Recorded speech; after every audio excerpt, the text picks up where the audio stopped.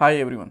PHP project के इस part के अंदर हम लोग इस कैटेगरी लिस्ट को डेटाबेस से फेच करने वाले हैं। क्या क्या करना पड़ेगा उसके लिए, सबसे पहले हमें कैटेगरी वाला पेज बनाना पड़ेगा अलग से। इस पेज के अंदर हम लोग उस छोटे कैटेगरी वाले पेज को इंक्लूड करेंगे। देन एक टेबल बनानी पड़ेगी डेटाबेस के अंदर और डेटा को गेट करेंगे देन डेटाबेस से, और जो डेटा होगा उसको डिस्प्ले करवा देंगे इस ड्रॉप डाउन के अंदर और पूरे फ्लो को टेस्ट करेंगे कि प्रॉपरली काम कर रहा है कि नहीं कर रहा। ये पीएचपी प्रोजेक्ट की हमारी प्लेलिस्ट है जो आपकी डेफिनेटली हेल्प करेगी पीएचपी के प्रोजेक्ट में, जॉब में, इंटरव्यूज में। पूरी प्लेलिस्ट देखना, लिंक मैंने डिस्क्रिप्शन बॉक्स में डाल दिया। ऑलराइट, सो सबसे पहले मैं क्या करता हूँ, डेटाबेस के अंदर जाता हूँ और एक नया पेज क्रिएट करता हूँ कैटेगरी डॉट पी के नाम से। इसको हम लोग कहाँ रख सकते हैं, क्लाइंट वाले फोल्डर के अंदर रख सकते हैं, बिकॉज इसके अंदर HTML का भी थोड़ा सा कोड रहने वाला है। मैं यहाँ पे सिंपली लिखूंगा कैटेगरी डॉट पी एंड इसके अंदर हम लोग अभी के लिए एक सेलेक्ट बॉक्स ले लेते हैं, राइट। और देन इसके अंदर एक ऑप्शन भी ले लेंगे, राइट। एंड इस ऑप्शन के अंदर वैल्यू एम्प्टी रहेगी और यहाँ पे लिख देते हैं सेलेक्ट कैटेगरी, इस तरीके से, राइट। कैटेगरी का मैं यहाँ पे C कैपिटल कर लेता हूँ, ठीक है।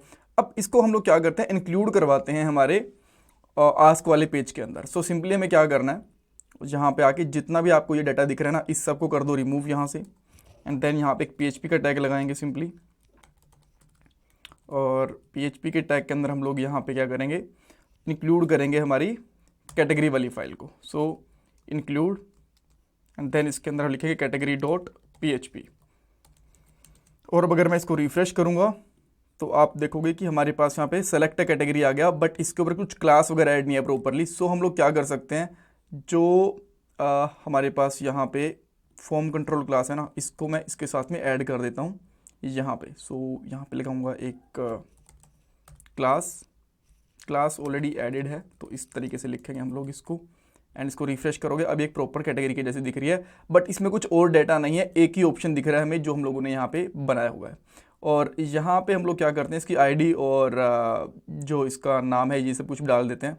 सिंपली मैं यहाँ पे क्या करूँगा, कैटेगरी नेम में डालूंगा एंड सेम मैं यहाँ पे आईडी के अंदर भी डाल दूंगा, ठीक है। देखो अब ये पेज तो हमारे पास आ गया, बट इसके अंदर कैटेगरी की लिस्टिंग नहीं है। उसके लिए हमें डेटाबेस के अंदर जाके एक अलग से टेबल क्रिएट करनी पड़ेगी, और इस टेबल का नाम मैं यहाँ पे सिंपली रख सकता हूँ कैटेगरी। इसके अंदर 2 ही कॉलम रहेंगे, ज़्यादा हमें कॉलम्स लेने की जरूरत नहीं है। पहला कॉलम रहेगा इसका आईडी, सेकंड रहने वाला इसका नेम, इंटीजर रहेगा, इसकी लेंथ आप जितनी मर्जी चाहो रख सकते हो, ज़्यादा बड़ी टेबल है नहीं। देन वेरकेर, और इसकी लेंथ मैं कर देता हूँ 100। देन उसके बाद में इसको मैं सेव कर दूंगा। जैसे मैं इसको सेव करूँगा, एक और मेरे पास यहाँ पे टेबल क्रिएट हो गई है। अब मेरे पास टोटल 2 टेबल है। कैटेगरी वाले के अंदर टेबल में जाऊँगा और कुछ यहाँ पे एंट्रीज कर लेता हूँ, जैसे कि एक मैं यहाँ पे कैटेगरी ले लेता हूँ मोबाइल की, स्टोर कर लेंगे इसको। देन सेकंड आप यहाँ पे चाहो तो ले सकते हो, लेट से लैपटॉप। थर्ड कैटेगरी मैं यहाँ पे कर देता हूँ लेट से फूड। फोर्थ कैटेगरी में यहाँ पे एक और कैटेगरी ऐड कर लेता हूँ, यहाँ पे लिख देता हूँ कोडिंग। या तो अभी आप देख पा रहे हो हमारे पास यहाँ पे 4 कैटेगरीज हैं। ये चारों कैटेगरीज हमें वहाँ पे दिखनी भी चाहिए। आप बोलोगे फर्स्ट लेटर कैपिटल कर ले तो बेटर रहता। फर्स्ट लेटर अगर हमें कैपिटल करना है तो वो हम लोग PHP के थ्रू कर लेंगे, यहाँ पे हमें करने की जरूरत नहीं है, ठीक है। अब हमें क्या करना है, सिंपली यहाँ पे PHP का कोड लिखेंगे। और PHP का कोड ना हम लोग ऐसे नहीं लिख सकते, इसके बीच में हमें यहाँ लिखना पड़ेगा, बिकॉज हमें जो सिलेक्शन लिस्ट है वो यहाँ पे दिखानी है।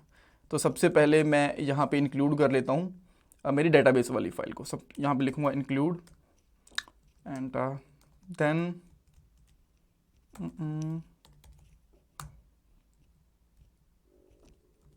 और यहाँ पे हमें पाथ डालना पड़ेगा।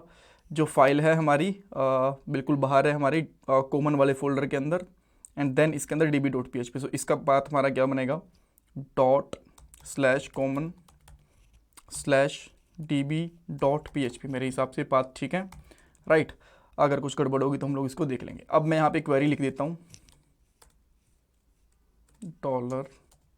$क्वेरी, और क्वेरी में हम लोग सिंपली क्या लिखेंगे, select star from category, right. ये हमारी टेबल का नाम है। सारी की सारी कैटेगरीज हम लोग यहाँ पे निकाल लेंगे। देन मैं यहाँ पे एक और वेरिएबल ले लेता हूँ रिजल्ट नाम से, एंड रिजल्ट के अंदर हम लोग लिख लेंगे यहाँ पे इक्वल टू $कनेक्शन क्वेरी, और क्वेरी के अंदर क्वेरी वेरिएबल डाल देंगे, ठीक है। एंड देन इसके बाद में आप चाहो तो एक फॉर ईच लूप लगा सकते हो इस तरीके से। फॉर ईच लूप बेसिकली हम लोग क्या करेंगे, dollar result as row, and then हम लोग यहाँ पे एक वेरिएबल ले लेते हैं नेम से, और वो आईडी आएगी हमारी डॉलर रो, एंड देन यहाँ पे डाल देंगे हम लोग नेम। ठीक है, इस तरीके से सेम एक और हमें आईडी भी चाहिए यहाँ पे, तो मैं यहाँ पे आईडी लूँगा और यहाँ से आईडी हमें मिल जाएगी। ठीक है, आप इन दोनों को प्रिंट करवाना चाहते हो, एको करवा देता हूँ मैं एक बार, लेट्स सी कि प्रॉपरली दिख रहे हैं कि नहीं दिख रहे हैं। रिफ्रेश करूँगा एंड मुझे यहाँ पे तो कुछ नहीं दिख रहा। एक बार के लिए मैं इंस्पेक्ट एलिमेंट करके ज़रूर देख लेता हूँ, अगर मुझे यहाँ पे कुछ डिस्प्ले हो रहा होगा तो। सिलेक्शन के अंदर हाँ, यहाँ पे देखो डाटा हमें प्रॉपरली दिख रहा है यहाँ पे। सो अब हम लोग क्या कर सकते हैं, जो ये सिलेक्शन है ना, इस तरीके से इसको कॉपी करके यहीं पे पेस्ट कर लो एको के साथ, राइट। इसको क्लोज भी कर दो यहाँ से, एंड देन जो ये वैल्यूज़ है ना, इसके अंदर आपको डायरेक्टली लिखना है डॉलर आईडी, और यहाँ पे लिखना है डॉलर नेम, इस तरीके से। सो इसकी हमें ज़रूरत नहीं है, इन दोनों को आप हटा सकते हो। अच्छा, इनको एको करने की ज़रूरत नहीं है, वैसे तो इनकी ज़रूरत हमें है ही। सेव करेंगे और आप देखोगे कि हमारे पास कैटेगरी के अंदर लिस्टिंग भी प्रॉपरली डिस्प्ले हो रही है, राइट। ओके, सो अब एक क्वेश्चन ये आता है कि इसके जो फर्स्ट लेटर है इसको कैपिटल हम लोग कैसे करेंगे। तो इसमें एक फंक्शन होता है यूसी वर्ड करके, तो मैं यहाँ पे लिखूँगा यूसी फर्स्ट, एंड देन इसको हम लोग यहाँ पे क्लोज करेंगे। अब हमारा जो फर्स्ट लेटर है आई गेस कैपिटल आ जाएगा, आप यहाँ पे देख पा रहे हो। कूल, एक और कैटेगरी ऐड करके देख लेता हूँ, जैसे कि मैं यहाँ पे कैटेगरी में क्या ऐड करूँ,